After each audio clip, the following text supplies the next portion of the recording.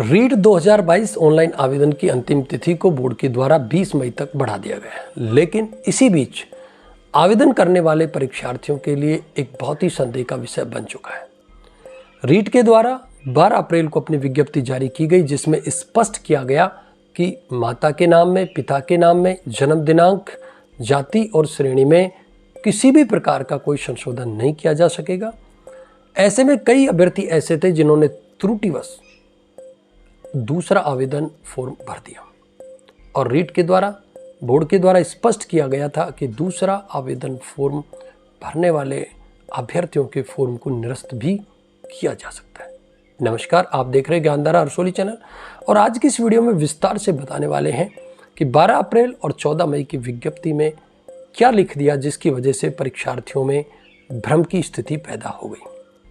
शिक्षा रोजगार से जुड़ी तमाम अपडेट्स के लिए लगातार आप हमारे साथ जुड़ सकते हैं, क्योंकि बीएसटीसी, पीटीटी, रीट, पुलिस, पटवार, स्कूल, कॉलेज शिक्षा से जुड़ी तमाम समस्याओं के लिए हम आपके कमेंट के आधार पर उनके समाधान का पूर्ण प्रयास करते हैं।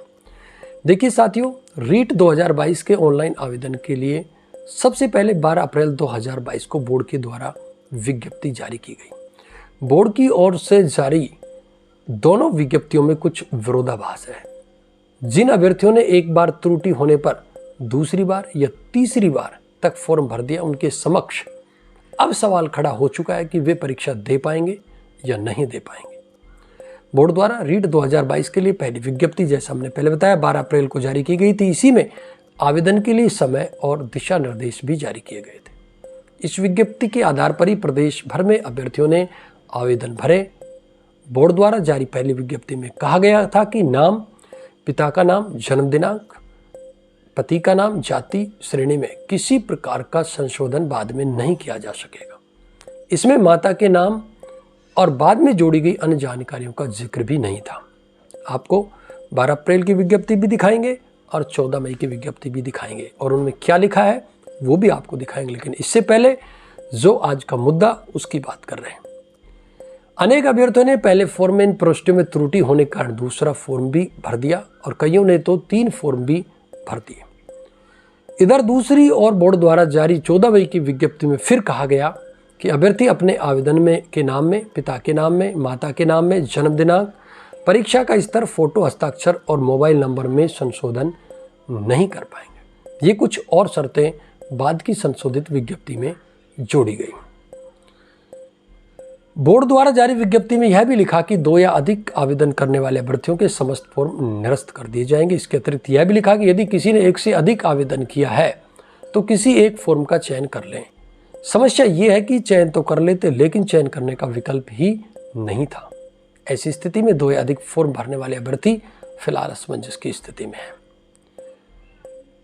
इसी के साथ एक प्रकरण और भी है कि अभ्यर्थियों का कहना है कि 12 अप्रैल को जो जारी की गई थी विज्ञप्ति हेल्पलाइन के लिए, उसमें जो ईमेल आईडी दी गई थी वो थी bserreat2022@gmail.com और अब जब 14 मई को दूसरी विज्ञप्ति आई तो उसमें मेल आईडी अलग ही थी। अब थी reetbser@gmail.com। अब अभ्यर्थियों के सामने समस्या ये है कि बोर्ड की कौन सी ईमेल आईडी को सही माना जाए, उस पर अपनी समस्याओं को भेजें, क्योंकि हेल्पलाइन पर नंबर पर जब बात करते हैं तो वहाँ से कुछ स्पष्ट जवाब नहीं मिलता है। संशोधन वाली विज्ञप्ति में माता के नाम में संशोधन नहीं हो पाएगा, यह लिखा है, जबकि प्रथम विज्ञप्ति में माता के नाम का जिक्र भी नहीं था। प्रथम विज्ञप्ति के मुताबिक जाति व श्रेणी में भी संशोधन नहीं किया जाएगा, यह लिखा था, किंतु संशोधन वाली विज्ञप्ति के मुताबिक जाति और श्रेणी में संशोधन किया जा सकेगा। यही परीक्षार्थियों के सामने अब एक संदेह का विषय बना हुआ है। अब आपको दिखाते हैं बोर्ड की तरफ से जारी की गई विज्ञप्ति। ये सबसे पहली विज्ञप्ति, जैसा आपकी स्क्रीन पर आप देख पा रहे हैं, 12 अप्रैल को जारी की गई थी। रेड कलर के सर्किल में आप देख सकते हैं, यहाँ ईमेल आईडी है जो है bserreat2022@। अब आपको संशोधन विज्ञप्ति की मेल आईडी दिखाते हैं। ये है REETBSER, इसमें रीट BSER है, जबकि इसमें था BSER रीट। ये तो था पहला प्रकरण, पहली समस्या अभ्यर्थियों की। दूसरी जो समस्या है वो ये है, जैसा आप स्क्रीन पर देख पा रहे हैं कि 5 नंबर का जो सर्किल इसके अंतर्गत देखिए 5 नंबर के रूल को। अभ्यर्थी द्वारा ऑनलाइन परीक्षा आवेदन पत्र भरने के पश्चात परीक्षा आवेदन पत्र अंतिम संप्रेषण के पूर्व परीक्षार्थियों को डाटा में ऑनलाइन संशोधन का एक ही मौका दिया जाएगा। इसके बाद सिर्फ विधवा होने की स्थिति को छोड़कर अन्य किसी प्रकार के संशोधन की अनुमति नहीं दी जाएगी। छठे बिंदु में आप पढ़िए, अभ्यर्थी सुनिश्चित कर लेवें कि आवेदन पत्र में स्वयं द्वारा दी गई सभी पृष्ठें सही है। नाम, पिता का नाम, जन्म दिनांक, पति का नाम, जाति, श्रेणी में कोई संशोधन है तो सही कर लेवें। इसके उपरांत किसी भी प्रकार का कोई संशोधन नहीं होगा। स्पष्ट देख सकते हैं, इसमें माता का नाम का कहीं जिक्र नहीं है, ना ही इसमें मोबाइल नंबर का कहीं जिक्र है, ना परीक्षा के स्तर का कोई जिक्र है। 7वें नंबर के कॉलम में देखिए, नियम में पुनः स्पष्ट किया जाता है अभ्यर्थियों को कि अपने आवेदन की भली भांति जांच कर लें, इसमें रही त्रुटियों में संशोधन कर लें, अन्यथा आप परीक्षा में बैठने से वंचित हो सकते हैं। परीक्षा परिणाम आने के पश्चात भी आपको अयोग्य घोषित किया जा सकता है। और 9वें नंबर की जो नियम है वो नियम जिसमें स्पष्ट किया गया है कि एक से अधिक यदि आपने आवेदन किया है तो पुनः वेबसाइट पर इस हेतु स्वयं द्वारा भरे आवेदन पत्रों में से किसी एक का चयन कर लें, अन्यथा 2 से अधिक आवेदन करने वाले अभ्यर्थियों के समस्त फॉर्म निरस्त किए जा सकते हैं।